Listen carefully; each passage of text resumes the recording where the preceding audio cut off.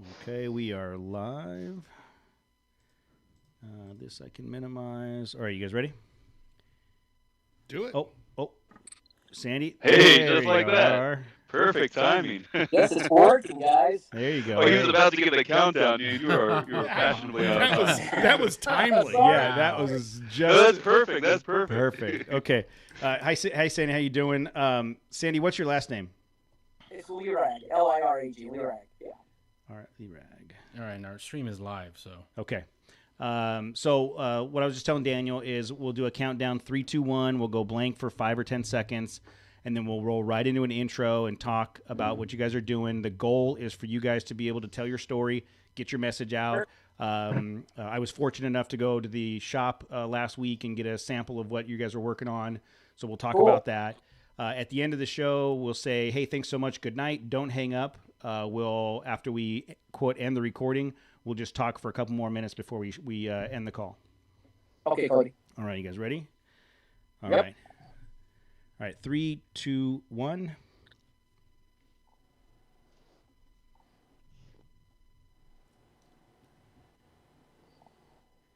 Hey everybody! It is 6:30-ish, 6:34 on a Monday night. Still, I think 6:30-ish is going to be our official start time. That's official. Sometime before 6:45 usually. I think 6:30 ish should be 6:15 to 6:45. Somewhere in that vicinity. Ish. We already That's ish. have a handful of people on the live feed on YouTube. We are joined tonight by Daniel LeBlanc and Sandy Lirag from OEM Audio Plus. How are you guys doing tonight? Good, man. Well, Thank you. doing well. Thanks for having us. Cool. Hold on. Bad echo from guests? Yeah. That's what they're saying on the stream. Oh, hold on one second, guys. I didn't want to ruin the conversation. That's okay. It's all. You never do, Jose. Yeah. You never do.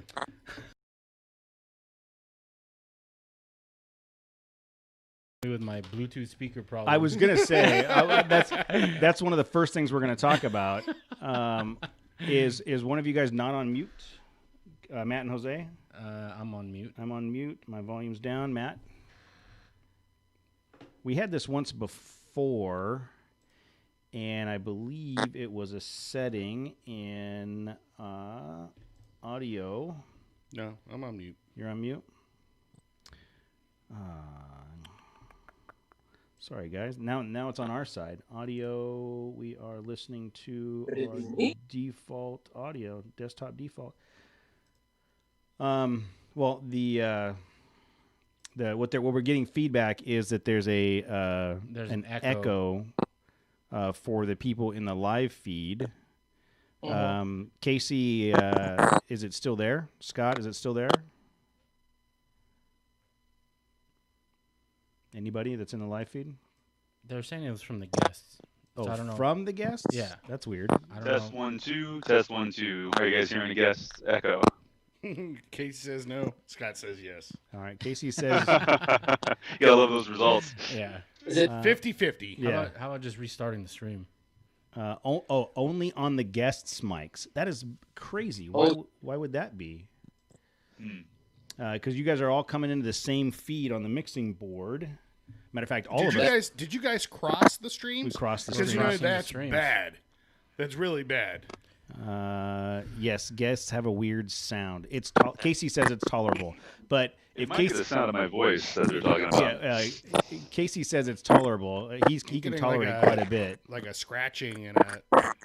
You know what, Sandy, can I get you to log out and log back in? Just give it a shot. You know, I thought we had found a good IT guy by now, but no. Well, it was working fine, and then when Sandy logged in, it got all haywire. All right, Daniel, do me a favor. Talk real quick. Yeah, we're testing to see if there's an echo still. I love it. That's a sound guy knows exactly what I was trying to get at. the audio guy. Is it better with just Daniel on? Still echo from just him. Okay, there it is. Now, I do have a headset in, Oh, so do you think it's that because- should do you- isolate it, but nonetheless. Do you have the mic on your laptop or your phone? I don't think it works that way, because it is paired to Bluetooth, so it should isolate Okay. exclusively that one source. All right. Testing. 1, 2, 3. 1, 2, 3. Testing. 1, 2, 3. See, now Sandy's going. Well, it sounds great on our side. Yep. So we'll just roll with it. The guys in the live feed. We'll try to. I'll try to play with some of the buttons here. I think. Oh, you know what? Let me check one. Set up, you guys.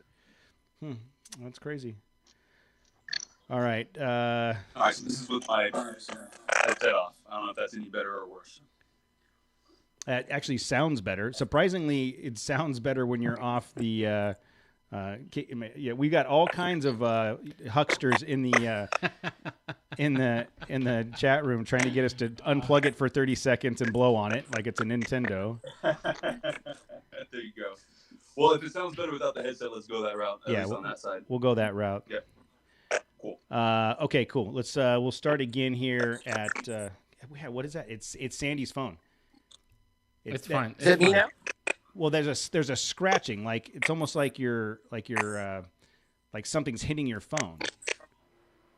How bizarre! The phone is like suspended. I don't know what else. They're saying Is it it's still making that noise? Yeah, it's like a ticking, scratching. That is bizarre. Where's that? Yeah, I think it's his connection is cutting in and out. Yeah, and it's just on. Sandy. Yeah, when Sandy was off, we weren't getting that. Okay, You're still well, you in know the what? headset, though, right? Let me see what I can do. But Daniel, why don't you pick up where we left off, and I'll see what I can do on my end too. Okay. Understood. Sorry. Yeah.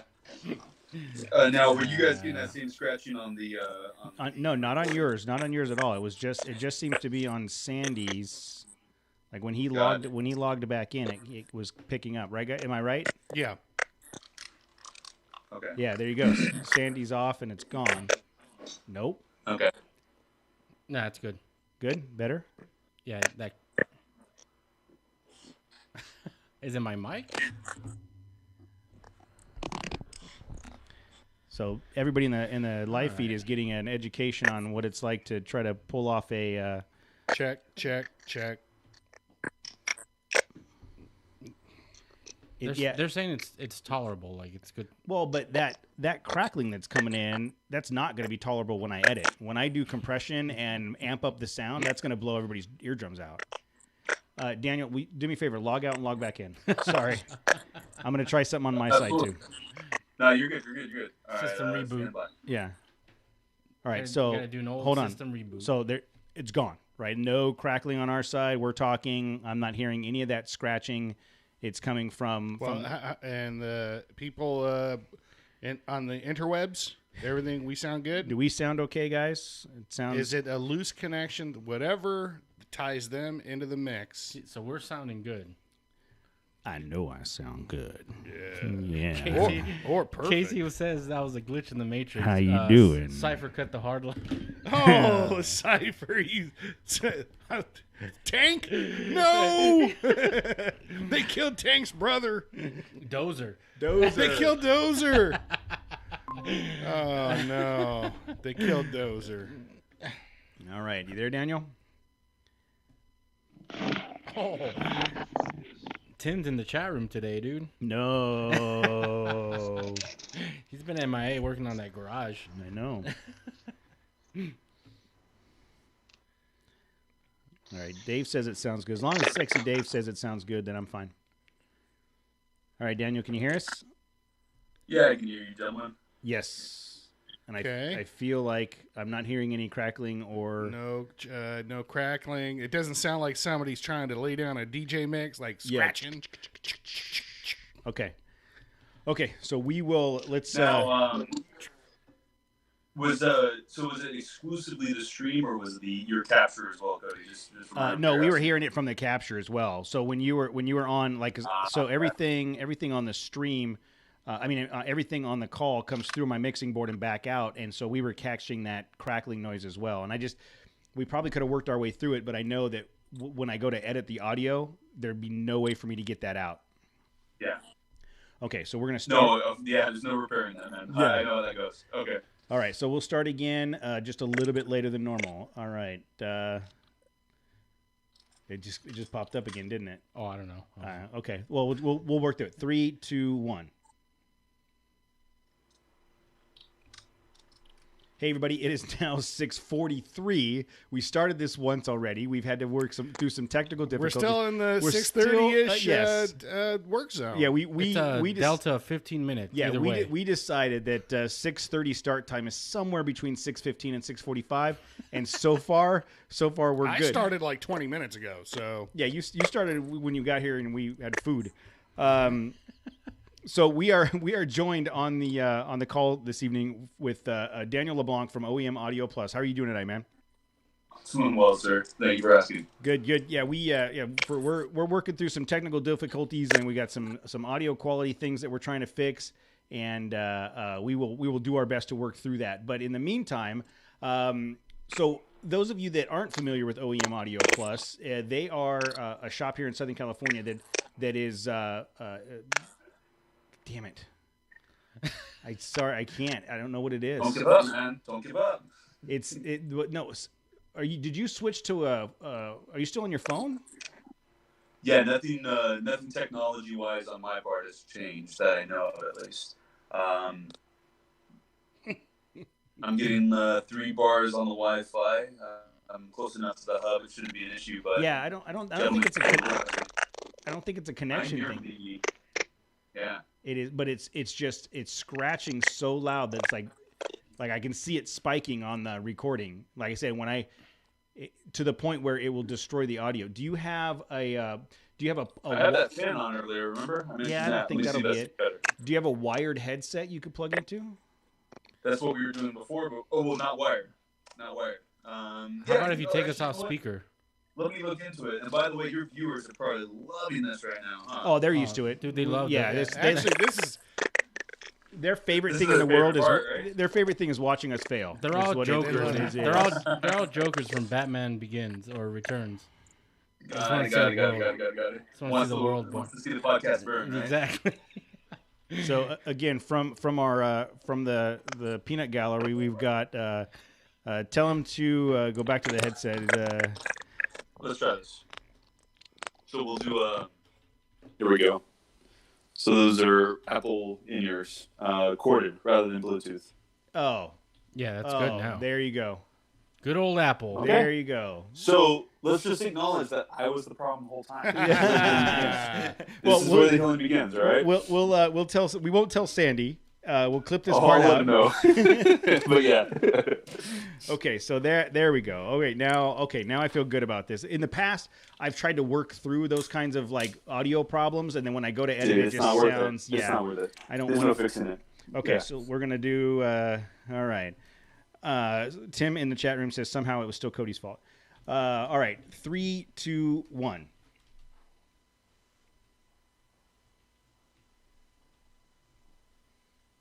All right, it's 6:46. So technically, we're outside of the 6:45 limit.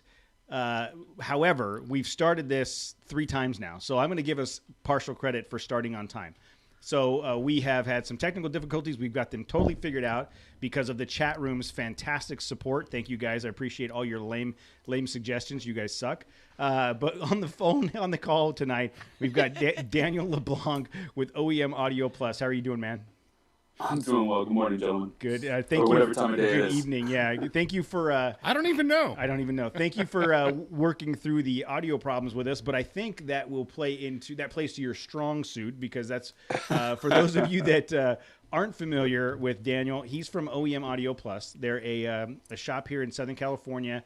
Well, how would you describe the business? How would you describe your service offering? Yeah, we design, engineer, and tune vehicle-specific sound solutions. Wow. Wow, doesn't that sound so cool? I need that.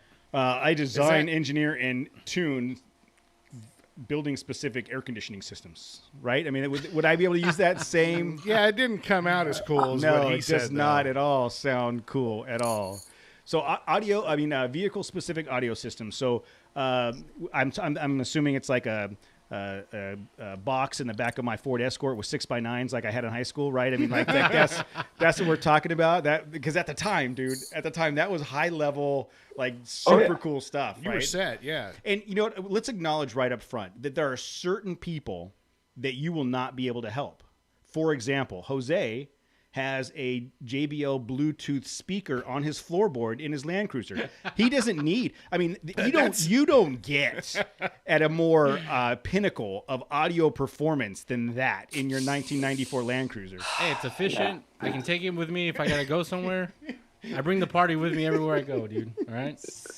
Doesn't have to stop at the driveway, right? Exactly.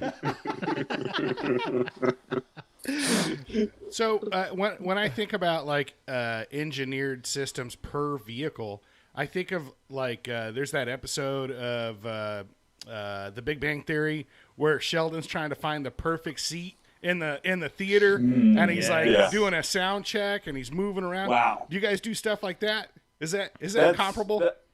That is actually a really legit analogy. Because again, look at you! Wow. I mean, I did it. I think we're done. I mean, what you hit on though is so on point because there's an audiophile term for like home audio setups, which is the king's chair, and that's because you can really only tune for like the sweetest spot is only going to be in one spot. Yeah. End of the day, and that's very much also what we do. Like I said, you jumped ahead like I think we're 45 minutes in already to the phone call. It's because we do tune acoustically based on the acoustics of the vehicle, the output characteristics of the head unit, the factory speaker placement. And again, you're always tuning for the sweet spot of, the driver, because 100% of the time there's hopefully going to be a driver in the car. You would think. You haven't been on many off-road trips with us, sir. So we challenge your use case. I'll show you. Yeah, exactly, right? So that reference was so on point, it's not even funny. Yeah, that's the level of thoughtfulness that goes into what we're doing without exaggerating or trying to, sensationalize it. Cody, I want to race Dude, I don't even know what to do for with that kind of analysis and like input right there. We are episode. I'm like episode 144, dude. I did it. I finally did it. You're I'm coming into your own. I'm coming around, guys. You're coming into your own on episode 144, man. I don't know I'm what to do. contributing. Where do we go from here? So Daniel, how long? So the shop's in Anaheim. I know that because I got to visit it last week. We'll talk about that a little bit. But how long has OEM Audio Plus been around? Yeah, so Sandy Leroy, our founder, established OEM Audio Plus in 2007. Okay. And it was 3 years of R&D. We didn't ship product till 2010 because we wanted to ensure that when we released it, everything was perfect. The right relationships in terms of tier 1 suppliers so that we can meet OEM certification, but also that the results were something that weren't over the top, because again, a audiophile, high resolution, fidelity listening standpoint may not be in line with that Bluetooth JBL speaker on the dash. And to ask, floorboard. No, it's on the Center floorboard. console. Center console. It's. Oh my Interesting. goodness! Well, that's a whole other conversation we have to have. But 2010 is when we started shipping product. 2007 is really that's when we incorporated. Okay. Mm-hmm. All right. So one of the things that I think is a compelling about what you guys do, and if this is jumping up forward, let me know, is we've all been in vehicles, and I think back to like I said, high school and in your 20s when people were upgrading their stereo systems a lot. Yeah. That where it wasn't it was obvious that someone just found space to put speakers. And it was like, why is there a speaker up there? Especially tweeters. Tweeters were always the ones that you couldn't. They were were everywhere. Yeah, they were just on the B pillars of the car. Yeah, or the A pillar. And you guys specifically use the product placement and factory grills and everything in the vehicle, right? Yeah, we're using factory location, factory mounting, factory connectors. So we're not reinventing the electrical configuration of the vehicle or the way that the speaker goes into the vehicle. And not even the electrical piece. I think just from the aesthetic piece of it, right? You buy a vehicle, for example, you buy a Jeep and the speakers in the dashboard right there. It's not like you have to. The one speaker? Back in the day, CJ7, the CJ7, there was like one 6-inch speaker in this, but no, you know what I mean? Like so all of the speakers that you guys put in are are behind the factory installation. So if you just looked into the car, it just looks like a normal vehicle. Yeah. You didn't modify the aesthetics of the vehicle to try to shoehorn all this stuff in. I mean, was that obviously the design intent at the beginning? Oh, absolutely. Yeah. I mean, the idea is that it shouldn't change, well, for one, the aesthetics of the vehicle, preserve as much usable space as possible. You know, it gets rough in some of the applications to do that. But nonetheless, that's the conviction. But then also not changing the way that the end user interacts with their music, the functionality. You know, Bluetooth, USB, microphone, steering wheel control, all that. There shouldn't be trade-offs. All that should still function just the way it did. And as cars become more integrated, that obviously is becoming more difficult. But that's the challenge we take. So yeah, aesthetically, we don't want you to know it's on or in there until obviously you turn it on and experience it. Mm-hmm. Mm-hmm. And the I initially came across you guys from the Toyota world, right? Is that where you guys started? Did you start in Toyota products, or kind of give me the history of when in 2010 when you started shipping product? Yeah. I mean, for all intents and purposes, we did start with the Toyota family, but it was actually with the Scion division because we were working with Toyota USA, who was in Torrance at the time, and they said, "Hey, we want to gravitate towards this branch of the Toyota family because." The Scion brand was really designed for, I think they even had a slogan at one point that was modify or die or customize or die, something to that extent. I'm probably butchering it. Well, yeah, but sorry to cut you off, but I remember with the Scion, please. You could order it, you could buy it and pick all the different color bezels, and you can you could basically configure your whole vehicle because that little TC, that little Scion two-door sedan, I dug that thing. I wanted one. But yeah, they were all about customization. Exactly, and it was with that mentality that they wanted us to be a part of the Optimize program. So, I mean, when we launched, still in the garage at the time in Eastville, California, we were on the Scion.com website, and we were a Toyota associated product. We had an official Toyota part number with dealers across the nation. So all that to say, we launched with the Scion brand. All the while, though, we were doing the R&D for the Tacoma second generation at the time, pretty much immediately, but we didn't launch that product until 2013, 2014, given that we were prioritizing the Scion brand just out of that partnership we started with Toyota USA, essentially. And again, we were our own entity. We weren't, a Toyota genuine product by any means, but we wanted that level of freedom to do our thing. But we initially launched as a dealer-exclusive program. Oh, wow. Only to eventually prioritize serving the end user because it allowed us to control the destiny of the product. Wow. Okay. So you start with Scion, then work towards the Toyota Tacoma, and I know that you've branched out to the other Toyota line. Do you cover all of the Toyota family? For example, I saw you guys working on a Prius the other day. Yeah. So primarily the trucks. The first official product that we offered, even though we did the R&D on the Tacoma really early on in the double cab, the first official Toyota product that we offered was the FJ Cruiser. Under the Toyota emblem. And that's back when, 2012, so prior to the retirement in 2014 of the platform.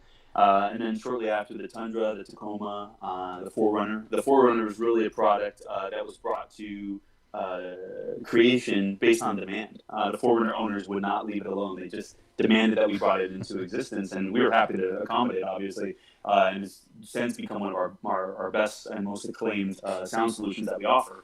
And then, as you touched on, the Prius family, we actually serve the Prius Prime, which is the third generation Prius, as well as, the fourth generation Prius, the 2016 and up, and then the Prius C, which is the smaller of the Prius platform, the little one, the Alpha in Japan, but also known as, not the Alpha. What is it called in Japan? Aqua. The Aqua in Japan. They call it Prius the Aqua in Japan? Yeah, the Prius C, the smaller one. Yeah. They call that the Aqua. And the Prius V is what they call the Alpha. That's where those wires cross on my end. The V is the larger of the two, rather than the typical lift back. I didn't know they had more than one Prius. I was just gonna. You could call them all the Prius dork. I don't care. Dude, you could have been making up names and like, all right. But the other Toyota line would be the Toyota 86, which is the Scion FRS Subaru BRZ. Yeah. I got to. Did I ever tell you guys that I got to drive a prototype BRZ? It was the Subaru version. So this is in 2011, or when was yes. So it was like one of only like 4 of these vehicles that were made, and it was the collaboration with Toyota, Subaru, and Scion, and they had the same body. So Tammy was still at Yokohama at the time, and she was putting together this show. and they brought this to set in the booth. And they were like, "Oh, we need to move that," and I was like, "Cool, I'll do it." So I got to drive. I got to drive it about 10 inches or so. Oh, it was dude. really cool. It was a really cool car. I'm just saying. Really? Come on, I built that up, right? You guys, you did. Cool story, bro. Nice. I got to back But it you up were one like of the nice. first. You were one of the first in North America. I got to back it up those like creds. 10 Yeah, inches. Hey, you call it. and now we all know about it. Yeah. It's, you know Hey, how many look, things? look, in you know my- how many in- things I've moved 10 inches? In my house, 10 inches is Not a lot, right? 10 inches is a big deal. 10 inches is a big deal. God, it's just getting worse. Segway. So going back to the Toyota stuff, like Yeah. for each of the, like you said from 2007 to 2010, you were doing R&D, and then you started the Scion stuff. As you were developing stuff for the Tacoma and then for the 4Runner and all that stuff, does the R&D build on itself, or is it like a whole from scratch process to get the product for each vehicle specific line?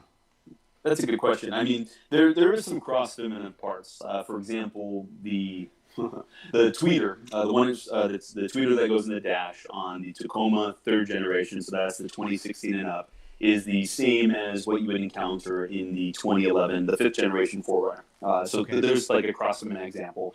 But apart from that, I mean, you really are approaching it from a fresh. I mean, even though you do have some parts that might be able to have a drop-in installation standpoint, same mounting, same connectors, the acoustics of those vehicles is completely different. But even the head units themselves are completely different in terms of their characteristics. You know, the response curves, the electrical, how it behaves, where its weaknesses are. And so those factors are still taken into account. But yeah, there's some commonalities, but really likened to a tailored suit for, Jose versus Matt versus Cody, there might be some relative aspects where you guys might be able to wear each other's suit, but one has broader shoulders, one has a tighter, torso. We're not going to say who, but all that to say, you guys can't put on each other's outfit, and the same is true from an We acoustic try standpoint. all the time. Yeah, all the time. But also the vehicle-specific nature of our bracketing. We always use, and by bracketing I'm referring to either the subwoofer mounting or the amplifier assembly. We're not just going to mount an amplifier to the floor. There's always a bracket that we're finding in a location where, again, not compromising functionality, utility, or usable space as much as possible.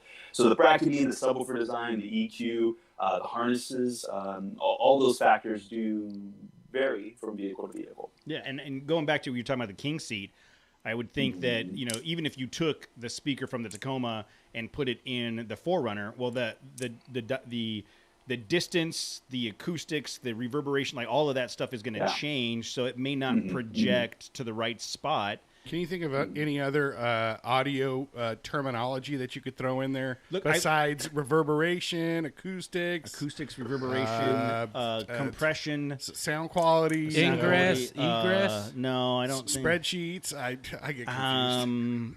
Let's see. I think I've pretty much used all of the verbiage I have. I don't know. Sorry. You were on a run there, and I was like, "Hey, he's doing a pretty good job." Let me derail this. Yeah. So you had to step in and screw it up. I appreciate that. That's doing my job. So now, You guys keep inviting me back here. This is what I do every week. You contributed once on episode 144. You've derailed all the other episodes. So going back to the products and stuff. So you guys not only R&D and manufacture and all that stuff, but do you guys do installs as well? Like install them and then?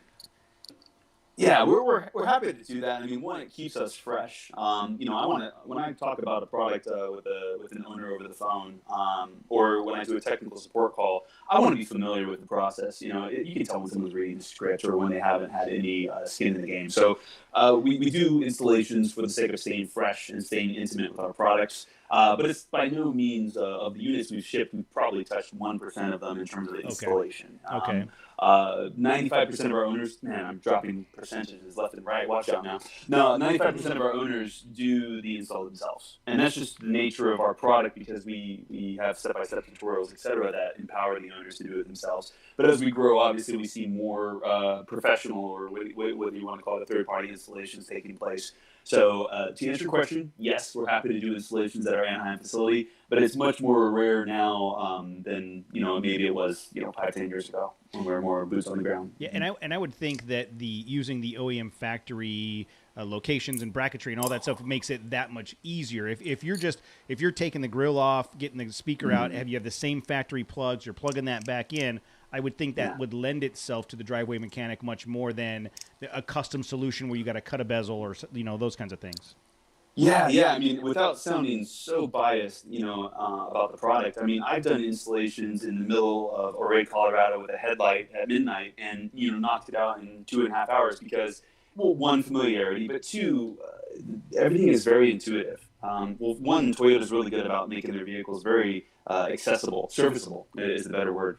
And so when, like you said, when everything lines up using existing locations, I'm not having to, fabricate something per installation, and everything shows up in the box like into our end users. We don't have any special tools that we're bringing to the equation that we don't advise them to have in advance. You can bring that install down dramatically the second time around, let alone the third or fourth. Yeah. But for our first-time installers, again, we're telling them the budget, 3 to 5 hours essentially. Like for example, the 4Runner. Wow. That's just such an easy install. The 4Runner is just such a fun install. Again, without sounding so biased, it's my favorite. I probably got it down to that, like I said, that 2.5 hour mark, just because it's got such a rhythm to it. Amplifier into the passenger seat, umbilical goes towards the rear, power wire and radio connectivity goes towards the front, and so on and so forth. Yeah. And you can check out all those videos at your leisure online, of course. But going to your point, it's something that shops have really embraced because they know that, okay, here are results comparable to a system I sold for $4,000 to $5,000. I can do the install, me speaking as a technician, in 3 hours versus me spreading out over several days and having to, fab all of these components.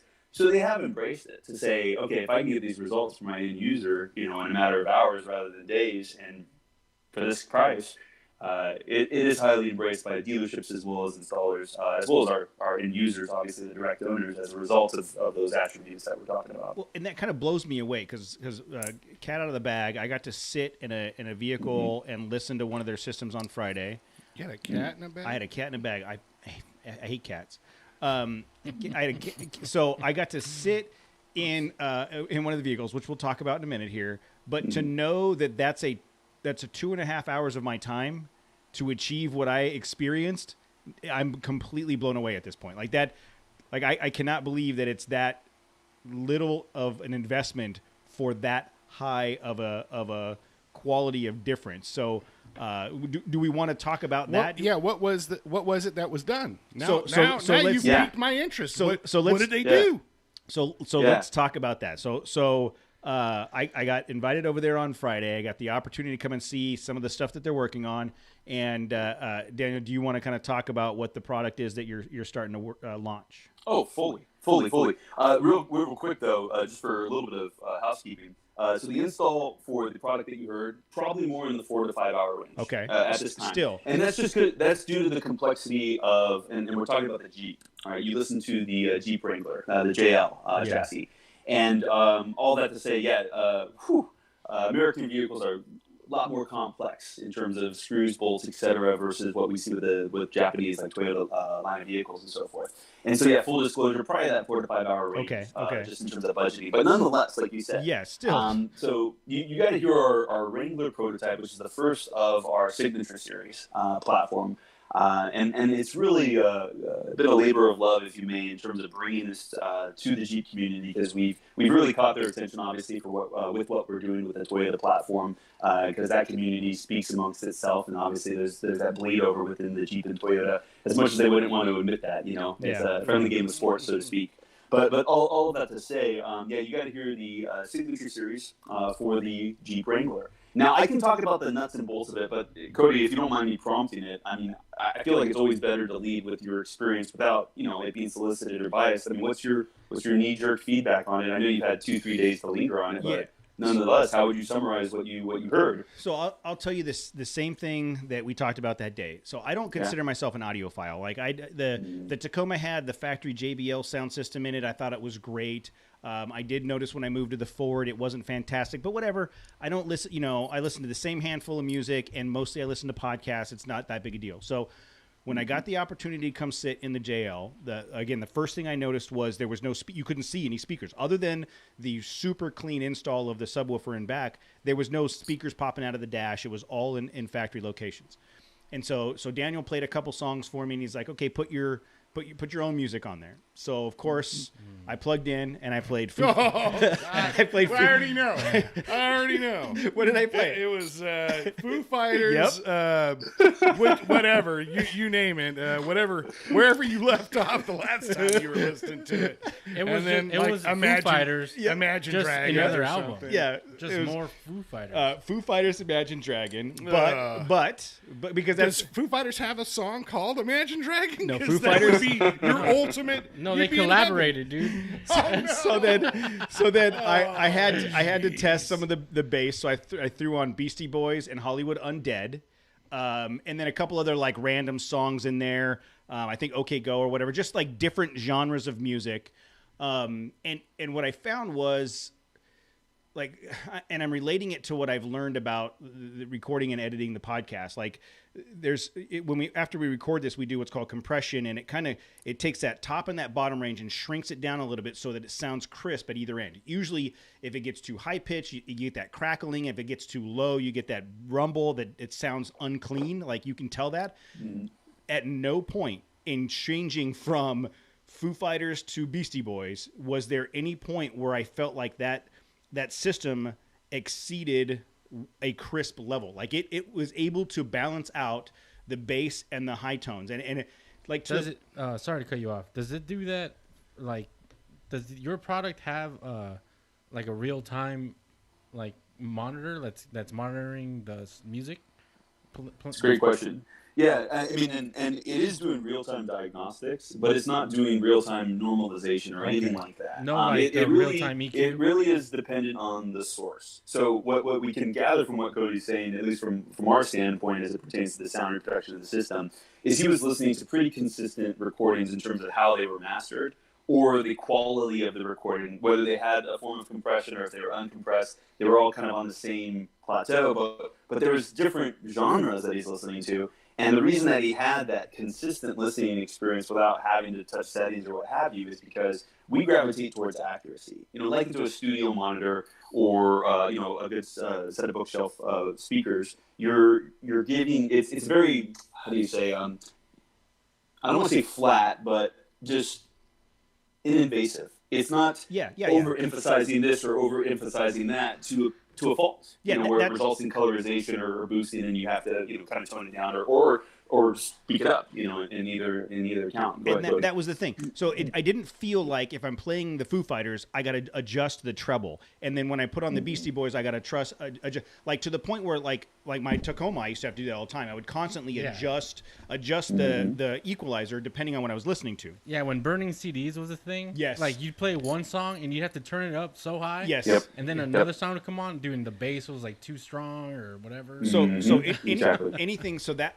I was super impressed with that, but then I thought, You mean when you stole music on the internet, Jose? Yeah. Don't try and burn fake CDs. were you a Napster kid? I was. Jose does seem like a Napster kid. No, LimeWire, guys. LimeWire. Oh, LimeWire. So there you go. That's next generation. Yeah. So after listening to the music, I thought to myself, I spend 80% of my time in the car listening to podcasts. So let's try that. So I threw on a couple different podcasts, everything from like This American Life, which is highly produced, to a couple of the smaller shows that I listen to. Trail Chasers. Yeah. But what really impressed You listen to that show? I know. Nobody listens to that show. But what I found with the system in listening to podcasts is you know how like you're listening to the vocals of someone talking, and there's times when you're like, wait, what did he say? And you're kind of like, you wish you could crank it up a little bit more. I could not believe how crisp the words were. Like the at no point did I feel like, and I want to just use accuracy. Like it was crazy how accurate the vocals were listening to podcasts, to the point where I'll be completely honest with you, Daniel. Again, I've never considered myself an audiophile. Like I would never invest in the stereo. I don't care, whatever. After listening to that, I got into my truck to drive home, and I'm like, this piece of shit. You know how much money I've dropped on audio systems for my trucks? No. Like probably $5-10 grand. No kidding. So one in my stereo day. system you bought? Yeah. What? No, it was like 2 or 3. But seriously, so I was telling Jose about this on my drive home. I was listening to some of the same music and podcasts that I listened to sitting in that, and I made every single adjustment I could find in the Ford, and none of it mattered. Well, that's none your of first it, problem. Yeah, first of all, it's a Ford, I know, but none of it. Like there was nothing I could do to that factory system to make it sound anywhere near what I experienced in that JO. So and that's a open topped car, dude. well, it was a hard top, Oh, but okay. but there's no there was no insulation on the hard top or anything. Mm-hmm, And the only adjustment that needed to be made or that could be made was on the dash. There was a little knob that said min max for how you wanted to crank up the subwoofer or bring it down. Like I played with that, but I felt like once I set it in the middle. Played with it. I did. I played with that knob. I cranked that knob left and right, min and max. But like once I just kind of set it in the middle and then played a bunch of the different stuff. Like I didn't have to do anything. I was surprisingly impressed with the sound quality that I did not think mattered to me until I heard it. Yeah. Wow. Yeah, and while you're touching on and that's really what the gain control knob should be for, in my opinion, is you find your sweet spot and you don't touch it again. Yeah. Because again, you're allowing your recording to speak for itself from here on out. When the recording artist wants to emphasize bass response, let them do so. So a system that's really geared to almost get out of the way and allow the recording artist to be represented as intended, so to speak, will give you that variance where it's going to hit sometimes, and then other times it'll be more atmospherical in terms of bass response. Mm-hmm. And I love that, man. I mean, that's really kind of the key. Is it's not to change the way that you enjoy audio. It's to really transform the way that you are listening to the content that you're listening to, whether it's a podcast or if you're getting to fill in the blank. Yeah, and musical library. And if I can liken it to something that Matt, you and I have talked about, we've experienced. Like we've lifted trucks in the past, and you're like, oh, that's just how a lifted truck rides. We go to the Icon Ride and Drive, and we jump a Gladiator off of a jump, and you think to yourself, I did not know that was possible. I must have that now, right? It was a similar experience for me sitting in that Jeep. Like I never thought I would care, and now I'm like, damn it, I need to replace all of the audio system in my truck. But let me ask you this: once you optimize the output that's coming, like the hardware that for the output, does the input become another thing you start chasing your tail on? The quality of the recording and all that stuff? That's such a phenomenal question, Jose. I mean, you hit the nail on the head, man. And the best analogy that I've used with folks over the phone, through the years is like a Blu-ray player. You get a Blu-ray player and you can hook it up to a basic TV, but dude, you are missing so much of what that stinking Blu-ray player is capable of. But like into that, you can hook it up to a 4K TV. And you got all the right, cables and everything else, and then you can play a burned DVD in a Blu-ray player. But again, you're still missing out on what that technology is capable of. So, but again, it's better than what it would have been in the other scenario. But now that you're putting a Blu-ray disc in a Blu-ray player with the right TV, the right setting, the right room, now you have that experience. So, yeah, source is key. That doesn't go away. I mean, a compressed track is going to be a compressed track, even when you have it playing through a high-res player or a high-quality pair of in-ear monitors, while you're out on the go. So it's not a requirement. It's not a requisite. Just like doing sound deadening for the vehicle isn't required to get our guaranteed results, like into what Cody experienced in the Wrangler. There is with factory installation, factory speaker location without any treatment, and he had the experience that he had in that vehicle. But as you do start to, like you said, another tail to chase, you can get into lossless audio. You can get into some of these higher resolution streaming services, whether it be Tidal or even Amazon has a good HD streaming service now and so forth. And you will now appreciate all the more that investment of that higher quality recording, or even a CD if you still have a vehicle that has a CD player. I do. When you have a studio recorded CD, man, you begin to appreciate what's in it versus that compressed, burnt, LimeWire version of that song. So yeah, source is king, without a doubt. Even all the more when you're dealing with like a high resolution player like what we're doing. But the Wrangler that I was sitting in just had the factory head unit, right? Well, valid point, man, and that's exactly it. So we're still working within the limitations of speaker placement wherever wherever the factory put it, Jeep in this case, but also like you said, the factory head unit, Yeah. whatever limitations. I mean, it has. that So it's just we- optimized. yeah, it. It was just a factory head unit with. Yep. It's like what's the nuts and bolts? Like what? Yeah. It's this. Is, it's, what- what, it's are we? this- What are yeah. we talking about? Okay. Right now it Yeah, sounds yeah, so- magical. it is magical. How do made- we do this? It made me tingle Yeah, inside. how do we quantify the magic? So, I mean, it does come down to a multi-channel power amplifier at the heart of the system. There we go. So that's the muscle, that's the amplifier. But more important than that is the finesse, which is what Cody's speaking to in terms of what he heard, and that's the digital signal processor. So we are using a 64-bit digital signal processor, and it's not just a processor in and of itself that we hand you and say, "There you go, Cody, enjoy yourself." No, it's been aggressively calibrated based off of, let's go back to that, Big Bang Theory analogy of the King's chair. It's been aggressively calibrated with a 6 microphone array in the driver's seat, tuning with pink noise, finding that perfect smooth frequency response, and then going to recordings to ensure that we can have that variance from recording to recording to recording without losing the openness, the dynamics, the proper imaging, and all the other factors of clarity, detail, and the emotional weight, the bass, if you may, of your music. So that nothing's lost, nothing's bled over, nothing's impeded. You don't have too much bass, so it's taken away from the highs. You don't have so much highs that it's fatiguing over time, hurts your ears. I'm just talking about the digital signal processor right now. It's that's been pre-calibrated so that at the flat settings on that factory head unit, you're getting that sound that you heard without the need to tinker. You do have a gain control knob that goes to the dedicated sub amplifier, so it is a 2-amp system. One that's the brains of the operation, the other that's exclusively focused on powering the sub, but again, taking its cue from the conductor of the orchestra, the DSP, if you may. You do have that adjustability by way of knob, but outside of that, flat settings, the signature sound like what Cody has described in terms of his listening preference. Magic. So Magic. we've only talked about 2 components thus far, but it sounded like you had a question or a thought or a comment.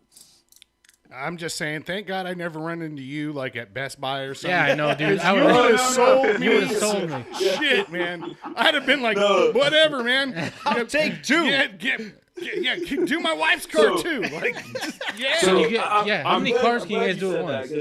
I'm glad you said that because it's never my intent to be soliciting or salesy. And I know that's not what you're saying, but it's just so much information to try to relay in terms of, and this is one of the reasons having Sandy join the call in a future event would be beautiful, is because the product's been thoughtfully put together. And that's really my role with the company, is trying to articulate that. So that's exactly what I'm saying is, man, you know your stuff, and you're obviously passionate about it, like and being able to speak to it, and this is why what we do comes out so well, because it's been, we've put a lot of time and effort into it.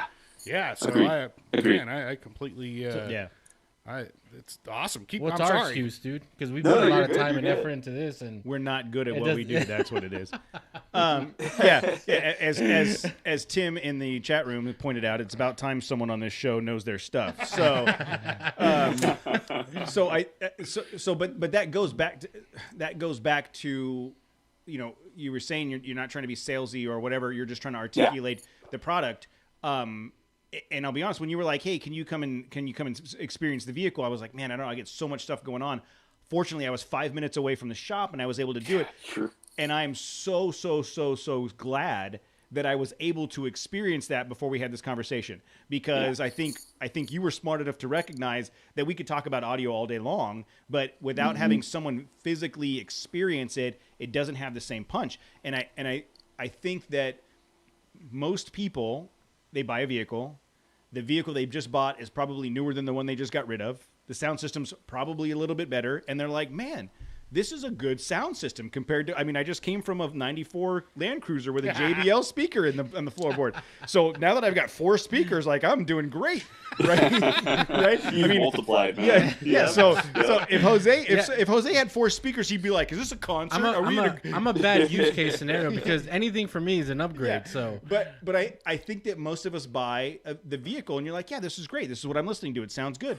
And then you get in a vehicle that you guys equipped and you're like, oh, damn it. Like, how is that even possible to get that kind of sound? I don't understand. just one more thing I gotta buy now. I know. That's what I drove away as we because I got back into my truck and I started listening to some stuff and fooling around, and they were doing some work on a Prius, and I pulled up and rolled down the window, and I'm like, I can't believe you're going to make me listen to music in this piece of crap now. I'm mad. And on these speakers. But I mean, I think it just goes to some of the stuff that you guys have been, or that you're talking about, is the precision and the ability to provide an experience to the end user. Exactly. And that's really what it's about, is the end results and the goal of the end user being able to plug it in after that 3 to 4 hour install or 5 hour, what have you. And the moment they fire it up, they're getting the same result that you encountered. Yeah. I mean, again, I was super impressed with it.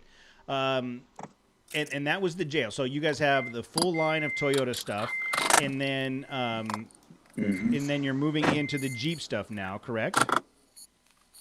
That's correct. So late October is the Jeep launch for the Signature Series, and we'll be launching with the Wrangler as well as the Gladiator. Okay, so basically the JL platform at this point, right? Yes. Yeah. JL JT, yes, sir. Okay, and then so with that, if I'm a JL owner and I want to buy the product and I want to get that experience, like what components do I have to? Does it come as a kit? Do I just say, hey, oh, hold on, we lost you there for a second.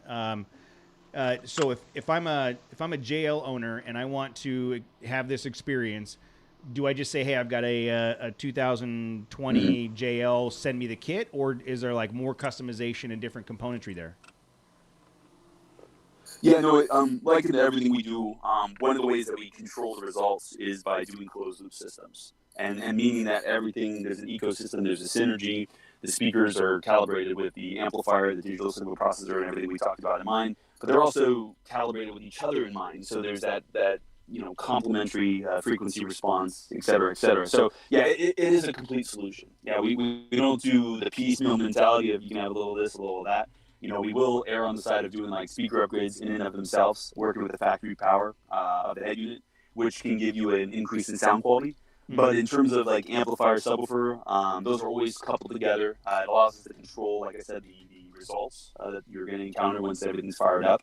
And the same is true with the speaker packages. We try to avoid, that piecemeal onesie-twosie, because we want to ensure that whoever has an OEM Audio Plus product in their vehicle is getting the experience like what you've communicated that you encountered. Yeah, that makes sense. Because if you just bought the two front speakers, you wouldn't have the same experience or impact as if you bought the system as a whole.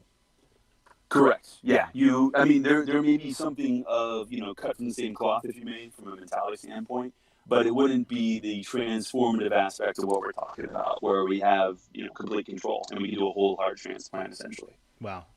Well, and so October, you said the launch of the JL. How do people buy the product? Do they go get it directly from your guys' website? Yeah, OEMAudioPlus.com, our website, will be obviously the host of the launch, but we will also be working with authorized dealers throughout the nation as well as installers. But yeah, direct has always been our kind of priority, apart from when we find partners that we love working with and we know that they're going to provide the same level of support to our owners. But it's because of that support aspect that we have been so, close to the chest, so to speak, in terms of our offerings, because we want to make sure that, the product's coupled by the service that we're known for, that certain standard, and ensuring that the end user gets those results, as well as obviously the warranty, the reliability, and everything else that our products are coupled with. But yeah, the website would be a great start to get more information, as well as choose whichever configuration fits their vehicle. So you got Toyota covered, you got Jeep covered. What are the plans? What about Nissan? What are the plans? What about Nissan Frontiers? You got Nissan Frontiers covered? Just so you know, the 2005 to 2018 Nissan Frontier there's a lot of them out there. It's coming back. 2020, sorry. All right, sorry, the 2020 Frontier. They're coming back, man. There's a surge led by this guy here. A couple of spears. Couple of tips. One spear, 2 tips. Yes, lead the charge. And so we are finding ourselves in company of a lot of Nissan Frontiers because I'm not even going to go there. So, because they've made questionable decisions, taken over. And but no, seriously, like after Jeep, are you guys eyeing additional manufacturers and brands down the road? Well, with doing the Jeep platform, obviously Ram isn't too far off. Okay. So there's a lot of electrical commonalities between the two platforms. Likewise, we do serve the Subaru line of vehicles. So, whether you're talking about a Crosstrek, a Forester, and some of the other platforms within the Subaru line of vehicles, we're serving them, the WRX. Meanwhile, we're open to whatever platform we're going to serve next. On the Ford line of vehicles, we are actually going to be launching with the Mustang. I just saw that about on the same website. time. Yeah. So once Yeah. the Mustang's ready Yeah. to go, that means the Ranger's not far behind. Well, exactly. I mean, F-150. I know we're not talking about Ranger necessarily, but F-150, for example, is the #1 selling truck in the USA for quite a while now. So it'd be a no-brainer for us not to entertain that platform as well. And obviously, Ranger's not too far off. Yeah. Once you start with a make, we find that the owners within that manufacturer, or the cross models, if you may, they begin to say, "What about us? What about us?" And that's really what has fueled our growth to some extent. I mean, obviously, we have our choices along the way where we pick and choose what we want to serve. But like I said, with the Forerunner, it was a platform where we probably weren't about to bring it out of our own accord, but there was just so much demand associated with it. It was silly not to have the people's choice product, so to speak, come to play. And that's like to the Jeep community. Like I said, they've spoken up as a result of what we're doing with the toy line of vehicles. We had our eyes on Jeep to begin with, just because the platform just is phenomenal. So those Frontier owners, you tell them to let us know where they're at, and with enough demand, a manufacturer that's paying attention will supply, right?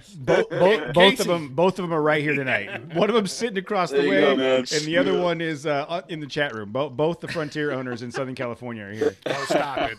There's plenty of gardeners and landscapers that are here too. Well, but so yeah, I would imagine that as you start to your point, as you start working on a specific make, it's easier to transition into other models because the connectivity is the same, and some of the the platform itself is similar. But just out of curiosity, what is the time frame? So if you guys decided you wanted to start doing R&D on a specific product for a vehicle, like is it something that you guys can knock out in a couple months, or we're looking at a year before you have a viable product? That's a good question, and there's different examples. I mean, 90 days is kind of the mentality that we typically operate with between doing our initial measurements of the vehicle, determining first of all what it is in its factory state before we even touch it. Let's see if there's dramatic improvements that can be had. Let's measure where it is and what it's doing, and then from there determining what our system approach is going to be. Where can we put what and to what avail. But also determining, fabrication in terms of amplifier placements, the brackets and so forth, like we were talking about, subwoofer design, and then from there, we typically spend about 40 to 100 hours, and I know that's a broad spectrum, but approximately 40 to 100 hours of in-vehicle acoustic tuning. Wow. So that tuning process is really aggressive to ensure that we are getting all the nuance and all the factors taken into account in determining how does the driver's leg, for example, you take the Tacoma, or even really into the Toyota trucks, how does the driver's leg, which is going to be right there in front of that speaker location, the 659, how does that play a role in the end results of this listening experience? Is it impeding what that's doing? So 90 days is probably the best approximate from what you can expect from drawing board to functioning system that's not just functioning but also packaged and ready to go out the door. Okay, yeah. Meanwhile, we have an example of the JBL Tacoma, for example, where that's a labor of love for over 2 years. Now, that's not saying that we're working on it nonstop for 2 years, but that it's been something that we've explored, that we've R&D'd on, that we've stepped back from, reapproached, and so forth over the course of 2 years, and we're closer than ever to basically releasing that product. That's, again, the Tacoma platform that has the factory JBL. Yeah. So results may vary, but I'd say 90 days is a good mentality to go with. All right, and you brought up something that we didn't touch on the Wrangler that I got to sit in. Mm-hmm. There was the subwoofer in back, and like going back to our high school days, you put some carpet on a wooden box and you threw it in the back, right? They had a perfectly molded box that sat mounted between the back seat and the roll cage using the factory bracketry, so you could, with the top on or the top off, it sat in that spot. Like, if you open up the back door, you'd be like, oh, that came from the Yeah. factory. It didn't look like someone just added a subwoofer. It was super, super clean. I haven't seen what you guys do in the Tacoma or the 4Runner, but I'm assuming it's that same level of like, wow, that's a factory placement right there. Yeah. Yeah, one of the key things that's gotten the attention of people passing by, if you may, is our subwoofer design. And you can imagine how many times we're asked, "Hey, will you sell the sub by itself?" But it goes to that conversation we had earlier about the closed loop packages. We want whenever our subwoofer sound in the equation that they're hearing not only our subwoofer but they're hearing our sound. Mm-hmm. So, but yeah, that said, to your point though, Cody, is our subwoofers are they're intentional. They're integrated to that vehicle specifically. They're done in such a way where they are using existing mounting locations, or in some cases they don't have any mounting, like the Tacoma is a drop-in subwoofer system. The same is true of the 4Runner. We're able to use pressure mount techniques to ensure that if we can avoid, let's say that we avoid drilling a hole where there isn't a hole in the vehicle. That for us is a no-no. We're going to use a factory location. We're going to use factory mounting locations, even if it's not a presence mounting location. Like for example, the Gladiator, we're drilling the panel to reveal factory mounting locations where Jeep actually has those provisions in place there. Something to do with cargo hooks or what have you. So we're revealing where those locations are so that you are attached to the frame of the vehicle and no energy is lost. But our designs are very intentional to not only be minimalist, but also, like you said, to seamlessly blend into the vehicle so that they look as factory as possible without trying to be too, distracting. Yeah. That was one of the I told you the biggest takeaway for me was like if you just sat in that Wrangler, you would not have any idea that there was a high-end audio system in there until you turned it on and listened to it. Then you're like, wow, that's not normal. Well, dude, I mean, that's awesome. Is there, again, I want to preface this by saying, like, I never considered myself an audiophile or that I was missing out in any way until I got the chance to experience. So I know it's difficult now. We don't have a lot of events going on. But, for the listeners, if you get the opportunity to find these guys at a show or something, I would suggest going out and putting your butt in the seat and listening to it. And hearing the difference between what their system sounds like and what your system sounds like, and I would tell you for the next couple of days driving your vehicle, you're going to be like, "Damn it," because it took a couple days for it almost sounds like I don't want to do this. No, true. I don't want to go. Oh man, I don't know, man. Because for the next ignorance is bliss, for the next couple of days driving around in the truck, I was like, it's just not as good. But I think you're based on my experience, the stuff that you guys are putting into those vehicles is amazing, and I'm super impressed. And I appreciate you taking the time to come on and talk to us about it because it sounds like you said enough technical things to get Matt all fired up and ready to go. Totally excited. Yeah. No, stoked to have the conversation. This is my favorite part. So thank you guys. No worries. Anything else? Anything else you want to talk? Any other events coming up, or any new product launches, or anything else that you want to talk about before we let you go on with your evening? No, I think the biggest thing is if your audience has any questions, reach out to us, whether it be in the form of an email or a phone call. These conversations like we're having with Jose, Matt, and Cody is not a one-time thing. Just when there's a microphone on the other side of it that's recording something. This is what we do daily. So we do encourage the dialogue. It's important that we personalize each experience as much as possible. But we also want to make sure our owners make an informed decision and that what we're describing or what the sound results that we're accomplishing is in line with their listening preference. So yeah, we encourage that dialogue. Obviously, you can learn more about us by checking out the forums. Hear what the community is saying. It's one thing when a manufacturer's telling you that they're special, but it's different when you have the multitude of counsel. And that's one of our strong suits is obviously read what our owners are saying. Yeah. And obviously get us involved in the conversation when it's relevant. Yeah. So you can find them at oemaudioplus.com is their website. You guys are on Facebook as OEM Audio Plus. You're on Instagram as OEM Audio Plus, and you've got a YouTube channel, OEM Audio Plus. You guys, for those of you out there that want to find them, there's plenty of places to go. And to your point, when we talked about how the first time we met was in San Clemente, Oceanside. It was Oceanside, yeah. It was like the summer of 2018. A couple weeks after you had joined the show, we went down, did that Tacoma 3G event, It was the first event that we really did with the Orange Room and the whole deal, and we got the chance to experience, some of the stuff down there. And you guys were out there interacting with the community. Go find someone that's got a vehicle like yours that, if you're interested in this, and listen to it in their vehicle. And I will tell you that you will be impressed just based on my experience, my firsthand experience. So that's awesome, man. I'm going to keep an eye out for when the Ford Ranger product launch is ready to go. Don't do the Nissan Frontier last. No one, Look, the Those are the Nissan sunset years, huh? yeah, exactly.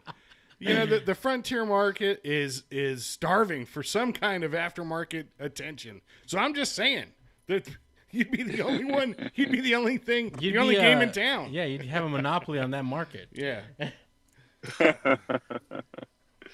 Right on, man. And we appreciate each of those requests along the way, sincerely. We take note of it. Again, like I said, there's several platforms that they were spoken out of demand by the public. So we totally welcome that type of feedback along the way. Well, then get your rise up, Frontier Nation, and Are you kicking me off the show right now? I'm saying Get out of here. I'm saying rise up as one conglomerate. Make your voices heard. Yes, Yep. make your voices heard. That's what I was trying to say, man. Okay, all 5 of my followers on Instagram. Let's do it. All right, man. Well, Daniel, I appreciate your time. Thank you for fighting through our technical difficulties at the apologize beginning. for that trouble in the beginning. All good, guys. And All good. and we will be touching base with you some more as additional as you guys are launching additional stuff. We want to hear about it. So and I'm sure once events happen again and we get back to normal, we'll see you out at those events. Looking forward to it. Thank you, gentlemen. Awesome, man. Thank you so much. You have Thanks, a good night. man. All right, we'll end it right there, man. Seriously, good job. Thank you so much. Very informative. I'm super happy with the way that conversation went. I feel like I really got the opportunity to express kind of the experience that I had in your vehicle, and it was a surprise to me. I did not expect to have that level of experience. So thank you for having me come out on Friday and then giving me a chance to. Oh yeah, man. I'm stoked it worked out, man, considering everything, like you said. Yeah. Very serendipitous that you're actually literally in the neighborhood. Yeah, 5 So, minutes away. I'll Just take happened to be 5 minutes away. So Oh, I thought he was getting Let's in his go. car and he was going to head over here. All right. yeah, Oh, yeah, my battery's at 3%, and because I was plugged in, I'm like, all right, I gotta go find my mounts. So that was improv. I hope it wasn't too disruptive. No. No. The chat room was like, have him turn on a stereo, and I thought about asking, but I can't imagine it would translate through the headphones or your Apple headphones. We don't want to say, hey, everybody, listen to this. How good this sound is. The best is if you'd have said, I have a Frontier. I don't have the system. That'd have been great. Exactly. There it is. Oh, that would have been perfect. Awesome. All right, so a little bit of housekeeping. I will get this edited. I will get this edited tomorrow. And Tomorrow? I will get this edited, and I'll send you an email with all the information. This will be released on Thursday, but I'll send you before it gets. Don't mess around, Cody. Well, we're like literally, it's like farm to plate. What is that? Farm to table. Farm to table. Yeah. Farm to plate. Yeah. The plate is on the table, works. Jose. It works. I get You're it. not wrong. The analogy's there, man. I get it. But yeah, so we record on Mondays. It's out on Thursday. So what we'll do is Wednesday, I'll send you an email with all of the information, and then go from there. And then we'll touch base we'll touch base then, and then I'll talk to you maybe probably the following week, let you know how things are going. Cool, man. Now, is this is what you guys recorded today? Is this on your YouTube, or Yeah. where would I find this if I wanted to see it again? So we're recording. We're The stream is streaming live. live, and then once we end this, it will actually sit on the YouTube page immediately tonight after we're done. If you want to listen to it on because it releases the audio only as well when the episode comes out. Yeah. So you just want to open up a link and you can listen that way too. Yeah, so it'll be on YouTube. It'll No be worries, on no worries. So we'll have all the links to that stuff when we send it out to you. We'll send you some formatted images so that you can use to promote it on your social media pages as well, and go from there. And then I think that's it. Awesome. Thank you, gentlemen. Really, I enjoyed the conversation. No, thank you, man. I Likewise, appreciate you thank you. coming on. You have a great night, and we will catch up with you later. All right, guys. All right. Stay out. Take Later. it easy. Okay, live stream. I need to take a potty break.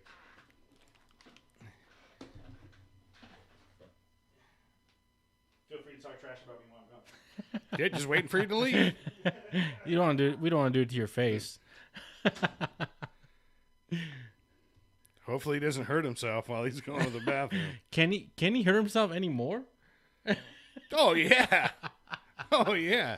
He's not in a wheelchair yet. He's not like I mean, if- Xavier. I mean, he's if not you like were- Xavier, where No. Professor X in a levitating No, chair. but if this was a video game, Cody would be like, his health bar would be flashing red right now, It's just, trying to get a health pack. It's perpetually flashing red. That's just his life.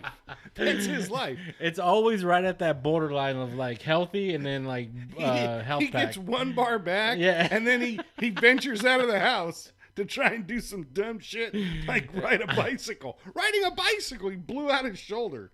So, you know. I mean, dude, he blew out his ACL doing warm-up sprints. Yeah, I know. Exactly.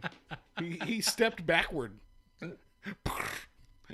Like, something exploded. Some people heard it. People heard the it. rubber band snapped. Yeah. Well, you know what? Sometimes. Yeah, that's fucked just- up. Oh. He's- Ooh. He's not gonna hear that one. No, he ain't gonna hear that fucking shit. Don't worry, dude. I kept the time marker of when it happened. Sure you did. You know what? He ain't gonna edit shit here. No, he's not. He's just gonna blow right there. Well, he might listen to it. He might listen the to whole it. thing, no, he'll fast forward like 30-second chunks, I think. Hopefully, we're one of those chunks. This might make it to the after episode, like the after the credits at the end.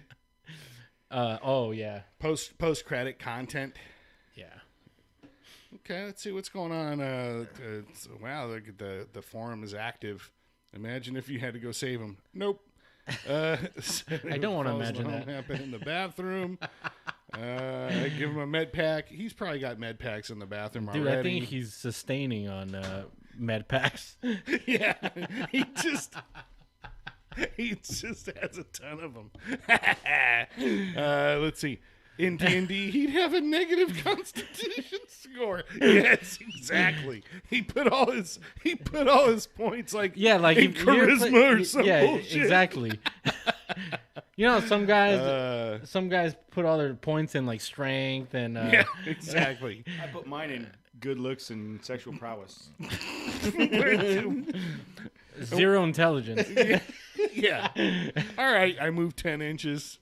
Whatever. Let's see. He's not here to fix it. I love it. Oh, it's something messed up. He's not here to fix it. Oh, yeah, no. That's secret. Hold on. Podcast. Just Yes, so Cody's gone. Now the real show begins. Goes without saying. Yeah, for Yes, as much okay, work how as I many do, times as much as he's I work picked as I up- do to keep this show going, seriously, nobody wants to hear me. Little fly. Fun police is back.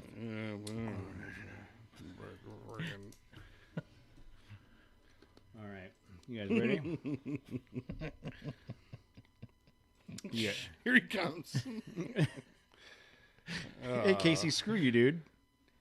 Screw you. All right, we're going to talk a little bit about the listener survey, the Kessel Run.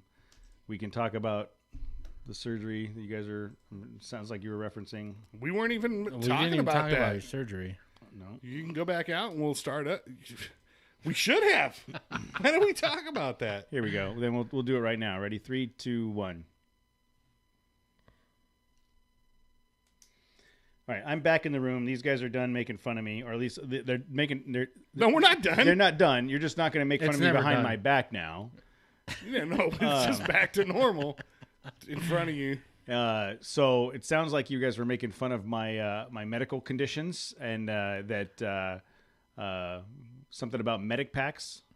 No, Yeah. we're just saying if this was like Fallout, the game, Yeah. your health bar would be flashing red. Your health bar is always My flashing health red. bar is never above red. That's what I was saying is when you just hover around inside the house until you get one bar back, and then you venture outside and something dumb happens, like you fall off a skateboard or a bicycle, and then you got to scurry back in the house You and know, wait for your health That is bar a to- super good analogy. I feel on my best I day. believe it. That's why it's on my best day. good. My health bar is yellow. Like that's the best, the best option I have right now at 46 years old.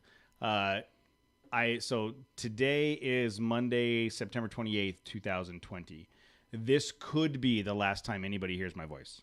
Like this show comes out on Thursday at 7:00 in the morning while you guys are listening to the podcast. I will be completely unconscious with some dude digging into my body. And at least he's a good looking And dude. you'll be in surgery. And I'll be in surgery. nice. So I am absolutely going under the knife on Thursday. They showed up today to fit me with my sling and my cooling unit.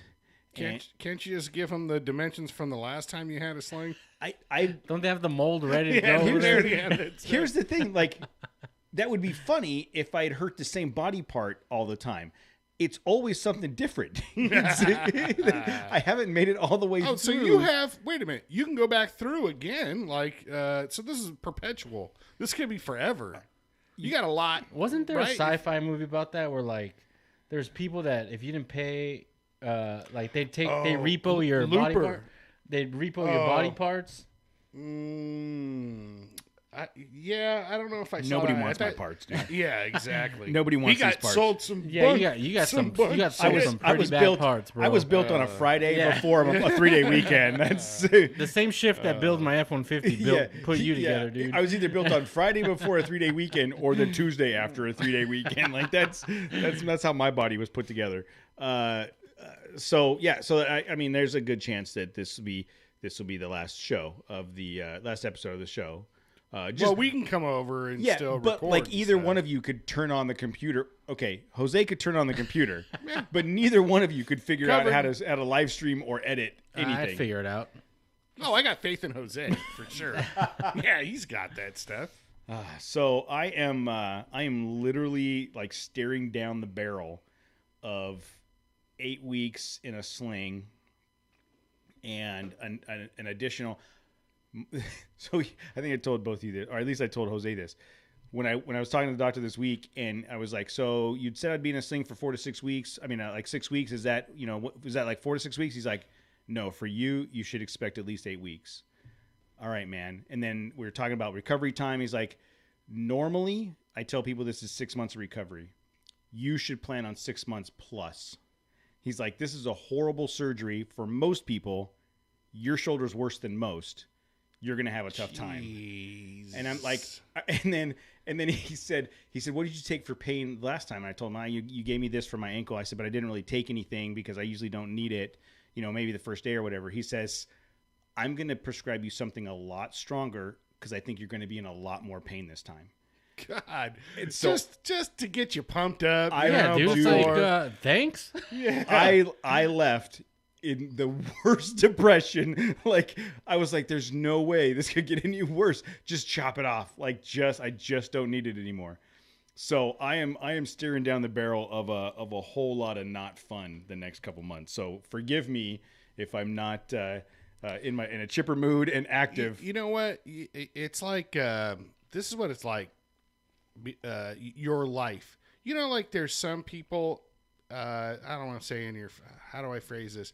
There's like some people that are like women or whatever that always seem to be pregnant. Like, God, didn't you just have a kid? Like, you're pregnant again. And with you, it's like, dude, Yes. weren't you just in a cast? Like, you just had a cast. A year when I ago. think about like the events that we've gone to, and you're scooting around, or there was something else. The What was brew, that? the Brewfest. The Brewfest, you were Scooter. I was Scooter. And then he was limping around at the Off-Road Expo. I was still in a cast at Yeah. the Off-Road Expo. Yeah. That's right. Yeah. Oh my God, dude. So What the? So my sister-in-law sends a text to Tammy and I asking about something going on this weekend, And Tammy responds, Cody's having surgery on Thursday. I don't know, what, we'll have to let you know. And she was like, holy crap, again? What's wrong with him? And I had to get on the text and be like, I can read these messages, you guys. I'm right here. Like, why are we talking to me about me like this? Like, I'm not here. So it sucks so bad. So I don't even know. You can't even right now? I can't even. I'm a 14-year-old girl, and I can't even. Like, I just. Well, I mean, 14-year-old girls, like, you kind of relate to that anyhow. Normal. Normally. Well, you're like 14-year-old girl after, like, say, One Direction broke up, and you're just super bummed out. Super.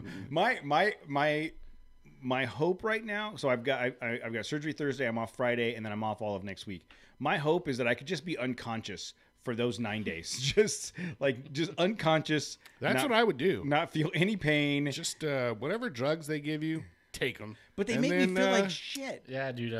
I don't do well with Ask those. Ask for different. Well, ones. he said he's going to give me something different this time. Yeah. I don't know what it is. And but then this is what you do. You try it. It makes you feel shitty. Give me another one. This makes me feel crummy. And maybe. I find the good one. Because I don't know, man. Norco just makes me feel it just knocks me out. No, see, it never knocks me out. It gets me to that point right before I'm asleep and I'm groggy. All it does is dull the pain, but it'll keep me up. And I feel like everything's fuzzy and I feel like absolute crap the whole time. Dude, I had I don't know if I discussed this, but God, this is like Scott says if the drugs aren't working, you're not taking enough. That's right, Scott. You're absolutely right. I don't know, I think it was mono or something, because one day I got sick. Somebody kissed you. Exactly. I don't know. It must have been like a secret admirer at night or you got something. him from a toilet seat. Yeah, right. But I remember one day I went to go to work and I just woke up like feeling like shit. Just, oh my God, what happened? And I went to get it. I could barely get dressed. I stumbled out to my work truck, did one lap around the block and went, nope, no way. I can't even drive. And then so I just slept that first day. After 2 days, I'm like, something's wrong. Like, it wasn't getting any better. I was like super dizzy and just, felt horrible. And I went to urgent care and the guy's like, so you have like a cough or something? No, I have no cough. I have no I just feel super dizzy, exhausted, and I have no energy. And then so he prescribed me codeine, like cough syrup with codeine. And I'm like, what do you, I told you I don't have a cough. I didn't care. You know what I did? I drank that whole bottle that week. It just put me down. He gave you a shot of penicillin and it went away? No penicillin. But yeah, I to this day, I don't know what that was, but thank God for the codeine. Like, dude, good night. That's not a bad idea. I could take some NyQuil, be asleep for 3 days. That's it. So I had to, as part of this, one of my pre-op appointments, I had to do a COVID test. Have you guys done this? Oh, you've done it. I never got the results. No, but did they do the test? Did they do the nasal thing? No, she just gave it to me and let me jam it up there. Oh no, she's like, put your head back, and they bring out this swab thing that's like 12 inches long, and they put it in your they put it in your nostril, swab thing, and you can feel it behind your eyeball. Like that's how far back it goes, and it was gnarly. Stop, dude. Casey said, I thought I had mono once. Turned out I was just really bored. Isn't that Napoleon Dynamite? It's got to be from a movie. Casey's quoting it. I think it is Napoleon Dynamite. So that's where we're at. That's where we're at. I don't know. I'm assuming, I'm loosely assuming that I'll be good to go next Monday. But it very well may be that the two of you guys are here in the studio by yourself next Tuesday. And let me see who we have scheduled for a interview. So that's what we got coming up. That's all I'm saying. So I'm not excited about it. I am. So maybe you'll have your drug thing figured out. and just be super loaded, and it would be one of our best episodes. Yeah, it's probably- Who's coming on? We have somebody scheduled? Yes, we do. We are going to be talking to Iron Man 4x4 next week. Luke from Iron Man 4x4. So I will do my best. Your body will be here. Yeah. But Maybe we should do an episode where you guys come in on Friday. You guys come in this Friday while I'm on drugs, oh yeah. and you can just start asking start asking questions. you questions. Oh man, Be like that sounds like a drunk good history. time. Be like, have you guys ever watched Drunk History? Oh, I love it. I've Drunk seen one history. episode. I've seen Oh, one that show's episode. great. It's funny as hell. So that's what's going on, guys. I will either be here. I will either survive or not. I don't know. We'll find out. I'll let you guys know. What hospital? Placentia Linda in Yorba Linda Hospital in Yorba Linda. That's the Brea. name. That's It's Placentia Linda. Yeah, I've had all my surgeries. Well, I've had three. maybe find a new hospital. I've bro. had 3 of my 4 recent surgeries there. Yeah, maybe so. they're setting you up to trigger all these injuries somehow. I don't you think know? so. I think I'm pretty much doing it to myself. Mark said it's a good hospital, so he knows. Yeah, he does. Okay. Yeah. I don't think it's as good as Fontana Do you have Kaiser. do you have a punch card? Oh, there? dude. You should. Fifth one's free. You should ask. Can you guys punch my card now, please? I did. 5 surgeries. When I was there the other day for like pre-op stuff, they were asking questions. I'm like, yeah, I've been here like 3 times. Like I've had 3 surgeries here. But Kaiser Fontana is just a step above the DMV. Like I mean, I think the You ever go to DMV 's the DMV for some surgical procedures? I think the Fontana DMV is in the lobby of the Kaiser. Hey, register your vehicle and get your Achilles reattached. yeah, it's Kaiser While Fontana. you're there, the that's worst. a 2-stop shop right there. You could probably get some upholstery done if you wanted to your vehicle too. in for the sure, in the dude. parking Oh, lot yeah, for for sure, sure, dude. for All right. sure. You guys are making it sound horrible. Yes, it's But for isn't sure. that Kaiser's thing? It's a one-stop shop, like in the same building. But that's all bullshit because like I would when I had the Achilles done Go the first on, time. surgery guy. When I had the Achilles done the first time, I was like, look, I'm already here. You're putting Fix me all the under. other stuff. I'm already spending the money. Fix both Achilles and the shoulder Yeah, but at you the same can't- time. You can't walk around. So I would have rather quit my job and spent 3 months on the couch to get both ankles and the shoulder done at the same the time. soldier and the done. soldier. I would have taken a 6-month hiatus from work. Euphemism? No, to get all of that done at one time and be done, as opposed to stretching it out over 4 effing years. Look, the medical industry, you're like an enigma. You know, they can't solve all your problems at one time. I'm You're there- an enigma. Most people like, hey man, I had surgery. That was the last time you had surgery? When I was 20 or, like 20 years ago. Oh yeah, okay, that sounds pretty normal. You know how many surgeries I've had?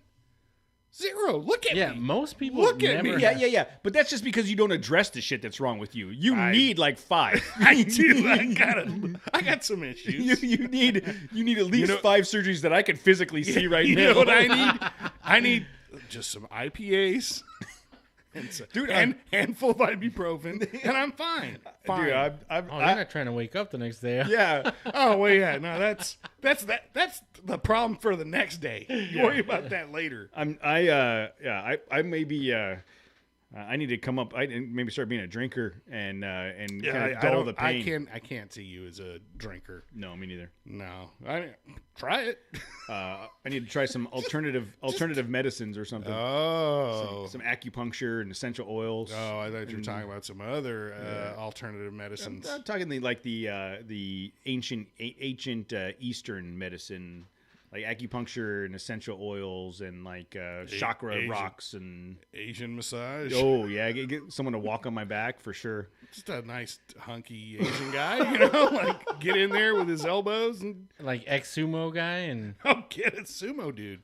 Yeah, get a sumo guy to rub you down. This has gone a very very different direction than I thought it was going to go. So I will. You didn't think this was possible? Anything's possible when we're talking about my body. So we'll see what next week looks like. In the meantime, we are still going to be doing the Kessel Run. So as we, I don't know if we talked about. I'm the only participant in the Kessel Run. Yeah. So right now, Can we just rename it Matt's Kessel Run? the Matt Run? So we're still planning on doing that. We have I'm trying to find that. I should have pulled this up earlier. We have a bunch of people, a good dozen people registered. That's not counting some of the people from the vendors that are going to be coming. I will be putting, if you've registered for the run, I will be sending out emails with some details. My plan is to be there at the start, let the group go off and do the run from the campsite at Razor Road to the tubes, and then I'll be there when we get back. I don't know that I'm going to spend the night. Only based on that sling that he just brought over to me. I don't know that sleeping on an air mattress is going to be at all possible for me. Stay up all night. Yeah, true. Very true. Scott did send me a message and said that he is, potentially can go out early on Friday to help us secure a spot. So that may be a big help. So we'll try to plan that out and figure out where we want to try to go. I'd love to get that same spot that you had the last time, but good luck. Yeah. So if you have not already registered, you can go to trailchasers.net and register for the Kessel Run. There's a button right there on the homepage to register for it, or you can go to the events page and register for it there. I will be sending out some more details as we get closer to the event. But as Matt was saying, I'm out for physical reasons. Jose's out for career reasons, occupational reasons, aspirational reasons. And then, but we do have a good group going so far. The group that's registered is going to be a lot of fun. Any thoughts on the? I mean, we haven't actually sat down and done like a strategic conversation about the Kessel Run, but any immediate thoughts right now? I mean, I know you spend a lot of time thinking about things when you're not here. So what kind of things have happened? A lot of things have taxed my mind thinking about the Kessel Run. No, I don't think it's going to be as mad, crazy or whatever. But whatever. I think we're going to start out right. So we're doing it Saturday. Yeah, Saturday morning. We get up there 10ish or something, 9, 10. Yeah, well, I think that 10 o'clock will be the start, the run time, right? So if you want to, if people are going to camp, they should be there early enough to at least drop their stuff at the campsite, so don't have to haul it all the way out to the tubes and back, right? Because we've talked about it, having all of the stuff in the back of the truck or the Jeep or whatever is the hard part. So if you're going to camp, we'll have everybody get there at 8, unload. They don't necessarily need to set up camp, but at least unload and get it out of their trucks so that they're lighter going out to the tubes. Leave the campsite around 10. Get out to the lava tubes 11:30-ish, depending on how quickly. Do lunch, and then come back, and then set up camp. For those that a couple of people asked if you can do it in a day. Absolutely, it's 35 miles from Razor Road from where we camped last time to the lava tubes, and depending on the pace, it could be anywhere from a half hour to an hour and a half. Yeah. I think the safe bet's an hour and a half. Yeah. I was joking about the half hour, but yeah, I'm thinking. I'll try a half hour. Well, if I recall, I pulled up the tracking from the last time we did it and tracked where we were from camp to here. So that's where I came up with the hour and a half mark. So we'll say an hour to 2 hours from camp to the lava tubes. Everybody's tailgates, have some lunch, check out the lava tubes, do their thing. Another hour to 2 hours to come back. So now if we left camp at 10, got there at 12, spent an hour there, left at 1. Late afternoon. You're back to the camp by 3 or 4. If you weren't spending the night, you could easily jump on the freeway and be home in a couple hours, or set up camp while there's still some daylight and then hit the punch bowl. And yeah, that's what I was going to say. Set up camp while there's daylight and then go. There's plenty of stuff to explore in that area until the sun goes down, and then have a decent night. What's the plan for Sunday? Just wake up early and then... Yeah, no real plan for Sunday. Wake up and head out. I mean, you're out there. If anybody wants to stay late, there's plenty of places to wheel around there in Razor Road. But from a sanctioned event perspective, no plans. So that way, it'll be all day Saturday. Wake up, camp, take off, come home Sunday, go from there. I may try to bring the RV I've got the father-in-law's RV. Since I'm not taking my truck, If you're taking the RV, you're not going to be able to get back yeah, to that. that's right. You can get back to that camp, but Not in my father-in-law's RV.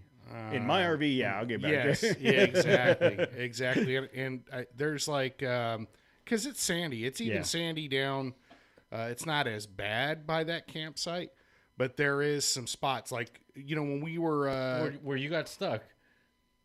Yeah, Yeah. you're not going that way. That's like you'd have to turn left instead of right. But that's what I'm saying. Yeah, it's like there patches is like that. There is stuff like that. Yeah. So unless you know like the direct route to the and you've done it a dozen times, then even though I still like get lost over there. Yeah, when So, we did, we passed right by it and had to turn around and come back. But Yeah. I'll figure it out. I don't know. I'm optimistic that I'll be functional at that point. But I don't know that for sure based on what the doctor just told me last week. So either way, I plan on being there for the start and for and maybe you guys take off for camp and I can set up the easy ups and chairs and get everything that how kind are of you going to set up easy ups? I'll have someone help me if Tammy's out there. Tammy talked about coming out. Tammy and Presley talked about coming out just to hang out, just to camp, like, especially if we brought the RV. But Yeah. we'll see. We'll play it by ear. It's still, the event is still happening. We're still going to do this. It'll still be fun. Probably, arguably more fun since I'm not going to be there. According to Tim, he wants to come now that I'm not going to be there. Although he is going to boycott because Jose's not going to be there. So I'm not sure exactly whether or not Tim's going to show up. So that's the Kessel Run. We talked a little bit about a listener survey that we put out, and we've asked. Thank you for those that have responded, and I haven't shared any of this with the guys yet. So we're just going to go through briefly, kind of what some of the stuff we talked about. So if you have not already completed the survey, please go to trailchasers.net. On the homepage, there is a place for you to take the survey. It's going to help us figure out what direction we take the show, get some additional opportunities for collaboration with vendors, with stuff like that. So here's just a quick rundown of some of the stuff. We have looking at where people are from, we have a lot of California as expected, but we've got Fairfield, Vermont. We've got Orange Park, Florida. We got someplace called Undergarments, Arizona. Who's that? I'm not sure. Someone's from Undergarments, Arizona is there. New Hampshire. So like a pretty good cross section across the country, it seems as though most of the people, here we can go back to here. Most of the people, so in the age category right now, the 41 to 50 age category is 50% of the listeners that have responded. And That's then funny. The next one is 31 to 40 at 20%. So when you look at 70% of the listenership, it's between 30 and 50. So all of you 20 and 30-year-olds or 50 to 60-year-olds, you got to go out and get some of your. So if you're 20 to 30, hang up a poster at the college to get us some bonus listeners. And if you're in that 50 to 60 mark, swing by the rec room at the old folks home that you're at, and at least play it over the PA system. Talk about it a lot when you're waiting in line. You're buying your Metamucil. Just make sure to talk to the people in that aisle. Just say, hey, just so you know, listen to this podcast. It's really great. They're pro Metamucil. They're all about Metamucil. Yeah, maybe they're maybe you guys have something in common, and they. Sorry, guys, that's the older folks. Let's see. The bulk of 31% of the listeners have been listening for more than 18 months, and another 31% have been listening for 12 to 18 months. So, and another 30%, 6 to 12 months. So, it seems like there's a long. What do those numbers mean? So, to me, that shows part of the reason I wanted to know this is, do we have a lot of new listeners, meaning we're turning over a lot of people, or is it people that are listening to the show and have stuck around for a long time, right? So, I love having the fact that people have kind of grown with us over the last 6 to 18 months as we're figuring out what we're doing. You know, they're along for the ride. 100% of the people said that they listened to weekly. They all knew that we recorded shows on Monday night. Do you try to watch the recording? So 65% said they try to watch the recording. 30% said, nope, I don't watch anything. And then there was the 5% that said they watched the video later. And then this one is... what's the best way to go through this here? So I'd asked the question, what kind of stuff do you guys, what kind of segments would you like to hear on the show, right? Conspiracies. Was conspiracies an option, or did it come up? Yes, conspiracies was an option. Come on, man. So the biggest one was trail reports and reviews. So 25% of the respondents said that they wanted to hear more trail reports and trail reviews. So that just means we need to get ourselves out on the trail more. Yep. Well, right? we don't really talk specifics when we do trail stuff. I mean, we just did Big Bear. I did White Mountain. I don't know if you guys remember that. I did White Mountain. I could totally talk about that because I did it and the Nissan did it. No problem. But, you know, other than that, the rest of that trail was really great. There was lots of points of interest and technical aspects of, technical, skill or rock climbs and whatever. We could have spoken about that in specifically at this point on mile marker, whatever. Yeah. You're going to hit this. Make sure to have your locker on.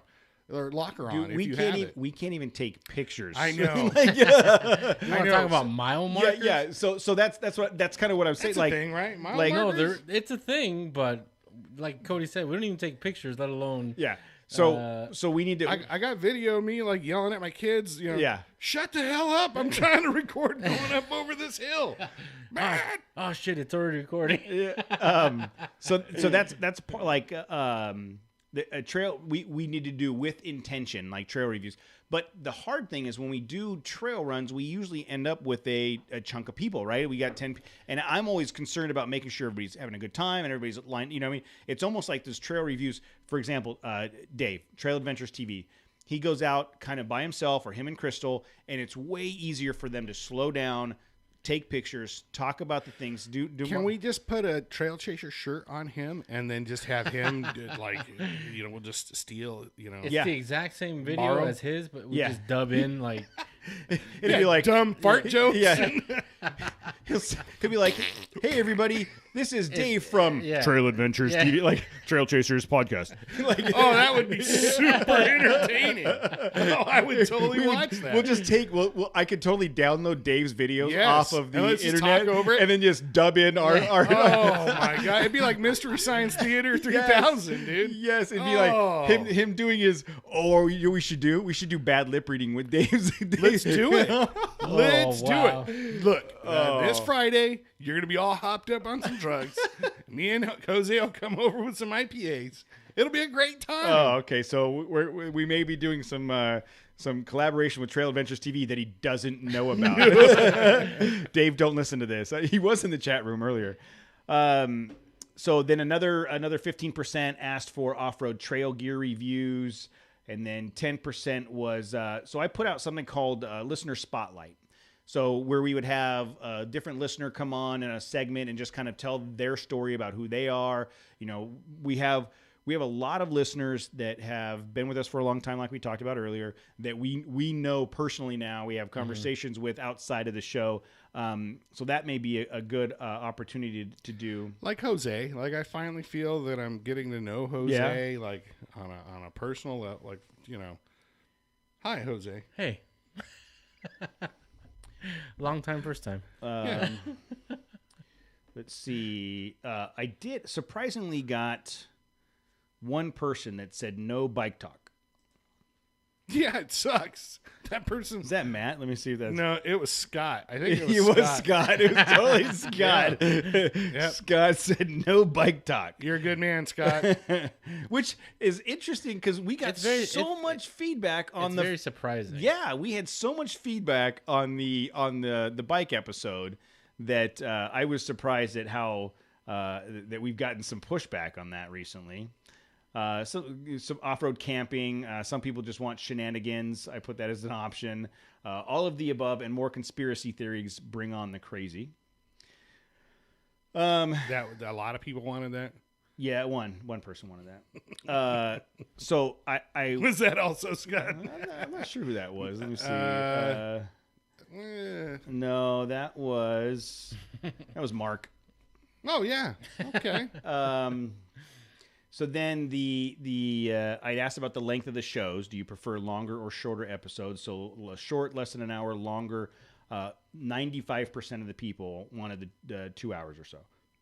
Dang. So that's what we're doing. Dude, I remember like you wanted to keep it like at 45 minutes max. Well, when I first started and it was just one-on-one, it was tough to maintain to get to an hour. That's hard. Yeah. And then when it was like, as we started to expand, it was like, okay, at 45 minutes, an hour. Yeah. Next thing I know, we're talking. I'm like, damn it, it is 9:30. We got to get out of here. You know what I mean? We could literally go on for a couple hours here. So then another thing that I wanted to find out, and I'm happy that I did, I asked, have you purchased any products from our sponsors, partners, or companies that we featured? And several people, 38% have purchased something from Nexen, 30% from Icon. What do you think they bought from Nexen? Probably some tires. Some brake pads. Yeah. Or a shirt or something. Okay. Shirts count. We did have 23% of the people responded, purchased something from EVGA. Same for White Knuckle. Mountain Hatch was up there pretty well. Shower Pouch was up there pretty well. Outer Limit Supply had some.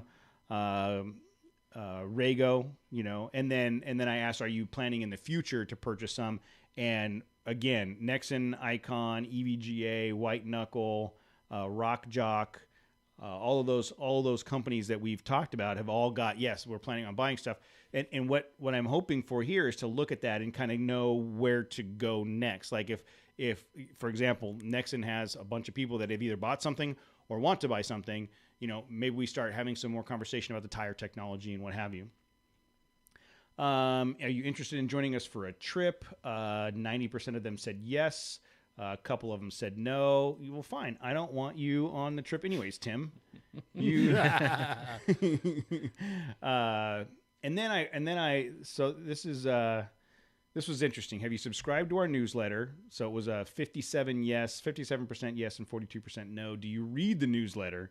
60% of the people said no. And not that we do a good job of putting it out regularly. Part of that is wanting to not spam people, but part of that's just not getting into it. And then there was an open. I had to do it. Open opportunity for feedback. Is there anything else you want to tell us, suggest topics, or general feedback? Get 3 new hosts. That was the. That was the. That was me. Working on it. Was that you? I think so. Yeah, that was you. Get 3 new hosts. More photo, video content on YouTube. Again, I'm sure this is Scott. Without this, no more bikes! Exclamation point. What's Scott's thing with bikes? I don't understand. They're boring. I don't understand. Oh no, that wasn't Scott. That was. Oh yeah, it was Scott. Let's see. Keep doing what you're doing. I don't think there's anything you do to improve. That I don't agree with. I know there's a bunch we could do. Apparently, someone wrote in and said Tim Kilmer is hilarious. Matt and Jose are the best hosts. Cody's okay, I guess. Absolutely love the banter between you guys. The fact that you emphasize the fact that you work full-time jobs and aren't full-time off-roaders makes me feel better about myself, that I can't always go out on adventures. We'll be bringing you along on my deployment. I hope whoever's being deployed, let me see if I can find that comment. Where is that?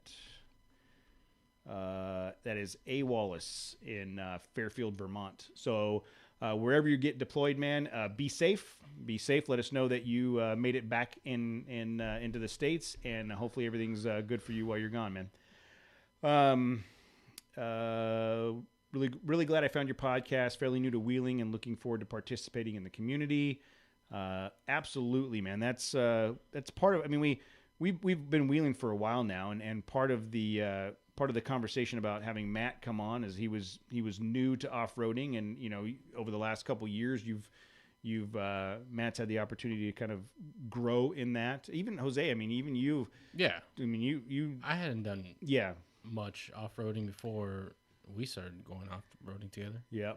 Someone wants more F-bombs. Less bicycle talk. Your target audience isn't 12.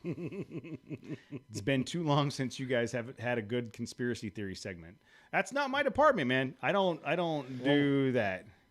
So maybe when you're on drugs in the next couple Yeah. of weeks, we'll have to shoehorn Might- that stuff yeah, in. like- But you know what? I spoke to a friend of mine earlier or last week, and she had mentioned she really liked the drunk episodes. Like, like that, particularly the The drunk episodes? well, there's the 2 or 3, where we're drinking. There's the Off-Road Expo. Oh yeah. I think technically both Off-Road the Expo. Brewfest. The Brewfest. Oh. That's a But that conspiracy that's- episode we did, we were drinking on that one too. Yeah. We had a few beers. Did we? Yeah, we had a few Oh, beers okay. on that one. that's something that I think we're not doing enough like live recording, like on events, or we could easily do that and just, hey, how's it going? Like quick little. But there really bits. hasn't been There hasn't been any events. in events. I mean, there was one this weekend. There was the Olaf, trigger controller, Baja 4. All those guys did that stuff. To be honest, I forgot that it was coming up with my surgery coming up this week. I had so many things I needed to get done Saturday and Sunday that I just forgot. I'm just saying that is an aspect that we've missed for a while. yeah.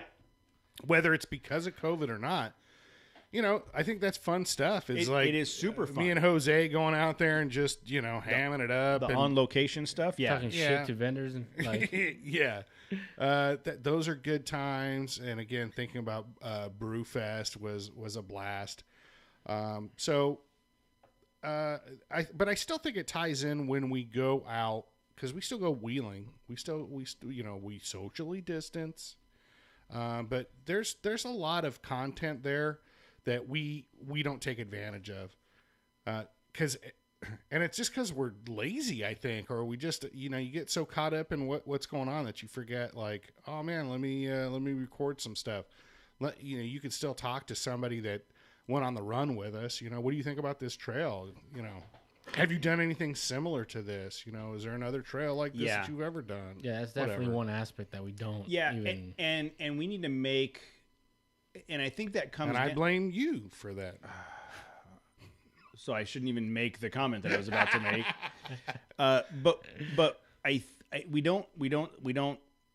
So I'll take the blame for this. So It worked. So we don't really like beforehand set out the three of us and go, okay, here, this is the event, this is what we're doing, this is what, okay. But what we need to do is between the three of us and the people that always join us, Casey, Joe K, Joey D, like, okay, you're responsible for taking these types of pictures. You're responsible for getting audio recording. You're you're responsible for making sure we're following the right path. And just kind of like as a project manager going, okay, everybody's got a job to do. Let's go. But I do that I know. during the week. I know. Well, and and I think that's why. that's part of it because when we get woohoo, I don't have to do none of that. yeah, I I'm think the that's- same way. When It's like, I got to that's make our- decisions all day long. When we get out on the trail, it's like, let's go, guys. Let's just go have a good time. And I'm excited. And we get out and we roll. And then at the end of it, we always go, did anybody get a photo of that? Yeah. Think about the photos we can get of people that come on these trips with us wheeling in their rig. Like, they're. And then we need to feature them. And, Yeah, and- exactly. Like, hey, check out this YouTube footage, from this week. Here's Mark and, Scott, whoever. Describe the vehicle. This is how they did. They did a great job, and even- or Mark totally See, like sucked. If we would have taken video of Mark's truck going through that tight section in Big Bear, that would have been awesome, like short YouTube clip. Yeah. Video of Mark going through tight sections. I mean, that could get a lot of clicks, a lot of views. You know what? I know exactly what you're talking about, Mark. Shirt off, oiled up, tight. Why'd you have to go there? What? What'd you? Huh? I mean, Mark's sexy, but I wasn't going that direction. I thought that's the direction we were going, guys. No. No? So the but even if it was even if we just hit record on our phones and did that, it would be better than what we're doing right now. So we need to get better at identifying these are the people. And then to a comment that Casey made, my nephew is working on doing more video editing, and he's done a video edit for us already, and he did a really good job. I've got another guy that Maybe different music choice, but well, the first screw you. So the first edit he sent me, it had like some Megadeth like metallic sound to like all the slow sections. Yeah, all the slow sections though, like the slow part where we're going over the rocks, and it was like just blaring death metal, and I was like, death metal's fine if we're doing 90 down the road. When we're moving at 3 miles an hour, it's inconsistent with the video. Can you put something else on there? So he chose a much. Got anything with any banjos or harmonicas? So he's working on doing. He's doing. Why was that funny, Jose? Why was that funny, Jose? no, because I was thinking there should only be one song playing, no matter what the video is. It's, that one, it's usually like on military videos. It's like that. Let the bodies hit the floor. That's the only song that should be playing, like when we're going off roading, right? God, I don't know. It's a fine song. Even if just sitting there, like on the trail, Yeah, as we're waiting. To as start. we're just waiting. So he's been doing some video editing for us, and then I've got another person that I've been connected with that's working on doing video editing, and he's asked if he can help us. So I am hopefully next week, while I've got the time, I'm going to try to get everything consolidated onto a hard drive so that he can start editing it and putting video out. So we've always talked about struggling to get the video editing. We have the right equipment to do the editing now. I'm going to try to do some of that while I'm off, but one-handed, I don't know how efficient I'm going to be. So we're outsourcing and trying to get some help. Too easy. So many that I don't know. I'm in a mood now, like talking about hard drives and one-handed maneuvers and whatever. It's funny to me. And my right hand is the one that's going to be in a sling. Oh man, It's gonna affect a lot You're gonna of be- extracurricular activities. Man. Yeah, like how drinking. you gonna wipe your butt? You Yeah. know, like left-handed wiping, bro? So when I had surgery, Woo. on my finger Hey. in high school in my right hand, I learned I'm how a to. left-handed wiper. Well, that's your dominant hand. That's like if you were doing right-handed wiping. Goo. I've You learned. know what I do with that hand? I have learned how to use Gross. my left hand for certain things. I need to work on my left-handed ability to do. I actually you got will. I got a notepad today, and I was trying to write stuff with my left hand, and I just freaking can't. I just can't do it. So I'm gonna have to do all my notes like one-handed typing for work because I just can't. I can't write anything left-handed. Dictate. I've speech to text. I figure I'll use some speech to text and whatever tools I can. But this is gonna suck so effing bad. Yeah, dude. I don't know. I want to say I feel bad for you. Like I want to. No, you don't, because even one of the comments here on the thing was about something about we love hearing about when Cody gets hurt. However, hearing about the accidents is great. Like I didn't say that. I know one of the comments was I don't know who that was. Why? We were talking about me wanting to feel bad for you. I want to, but it's self-imposed. Like these, it's like I don't know. What were you doing trying to do wheelies on your bicycle? What were you doing trying to throw footballs and act like you were in your 20s again? That one actually I don't. I don't think you could have. I think that was just bound to happen. the blowing of your Achilles.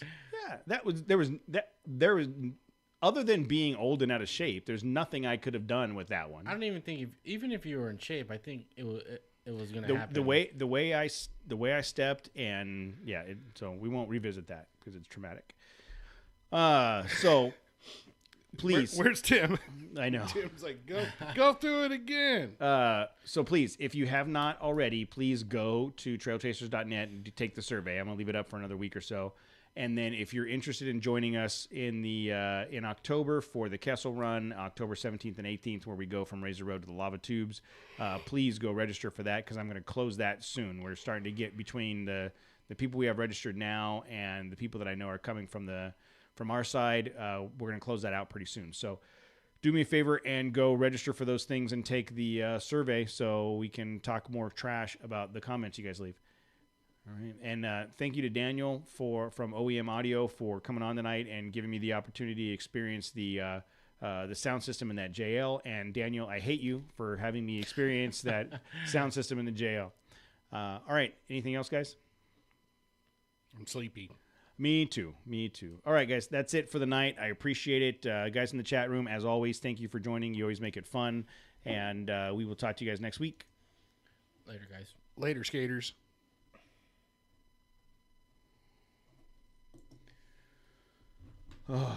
All right. All right. Godhead. Night Case. Night Sexy Mark. Night Elam. Scott. Tim.